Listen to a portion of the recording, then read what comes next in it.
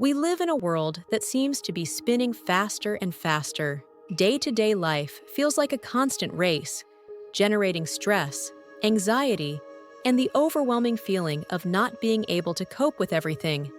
In this search for calm, mindfulness has emerged as a near-universal solution.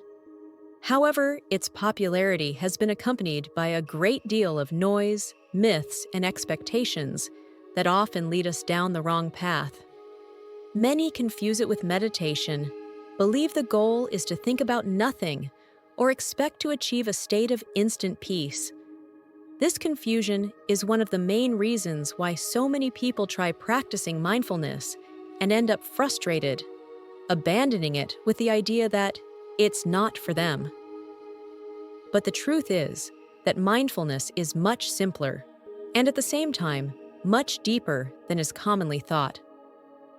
In this video, you will discover 5 counterintuitive truths, drawn from the experience of experts, that will change your perspective and help you start practicing in a more effective, realistic, and liberating way. 1. The goal is not to empty the mind. The most widespread and erroneous idea about mindfulness is that it seeks to completely silence the mind. However, this is an impossible goal. As human beings, we cannot simply stop thinking. Our brain is designed to generate thoughts, and mindfulness meditation does not aim to stop this natural process. In fact, in mindfulness practice, the untrained mind is often described as a crazy monkey jumping from branch to branch. Trying to fight against this nature only generates more frustration. The true goal is not to eliminate thoughts, but to learn to master our attention. It's about being able to observe how those thoughts appear without being dragged along by them, developing the skill to consciously decide where we direct our mental focus. 2. Getting distracted is the most important part of the training. If you feel like you fail every time your mind wanders during meditation, this revelation will change everything. Getting distracted is not a mistake. It is the essence of the training. The most important moment of the practice occurs precisely when you get distracted. You realize you got distracted, and you return your attention to your point of focus, like the breath. Think of it like training a muscle. Every time your mind wanders, and you, kindly and without judgment, bring it back, you are doing a repetition that strengthens your attention. This act of returning with kindness, rather than frustration, is the real exercise. You are not only training attention, but also equanimity and self-compassion. Therefore, every distraction is not an interruption, but a valuable opportunity to exercise and strengthen the muscle of your attention. 3. You are not seeking a state of relaxation, at least not directly. Here we encounter the great paradox of mindfulness.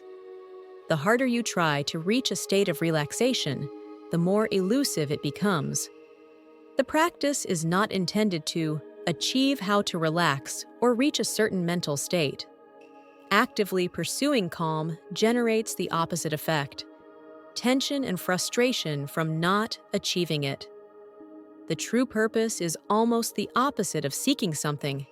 It is about observing what is present now, without trying to change anything, without even judging whether what is present is right or wrong.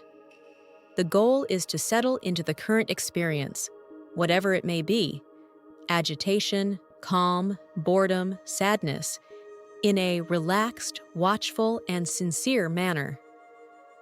Relaxation can be a pleasant side effect, but the main goal is the radical acceptance of the present moment, exactly as it is. 4. It is neither a religious nor a mystical practice. While it is true that mindfulness has its roots in Buddhist traditions from over 2,500 years ago, the way it is practiced and studied today is not directly linked to any religion. It is a secular practice. Modern mindfulness was born in universities, in academic settings, and its effectiveness is supported by a large amount of scientific studies and research. It is not a belief system, but a mental strategy or a mental habit that anyone can develop. For this reason, the practice of mindfulness does not interfere with any personal beliefs or religion a person may have. It is a universal tool for training the mind and improving well-being. 5. Meditation and mindfulness are not synonyms. Although they are often used interchangeably, meditation and mindfulness are not the same. To understand this crucial distinction, we can frame it as the difference between the what and the how. Mindfulness is the what. It is the quality of awareness we seek, the state of being. It is defined as a philosophy of life, focused on the focusing of attention on the present moment. It is the goal. Meditation is the how. It is the formal training we perform to develop that quality. It is the vehicle that helps us cultivate full attention, along with other practices like yoga or conscious breathing. It is the tool. Understanding this difference is liberating because it means you can practice mindfulness at any time, not just sitting on a cushion.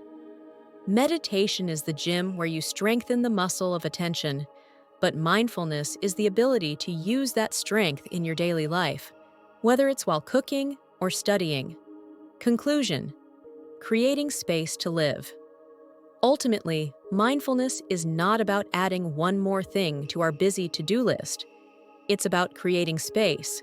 It teaches us to cultivate a space between thought and action, allowing us to break free from our automatic patterns and react less compulsively.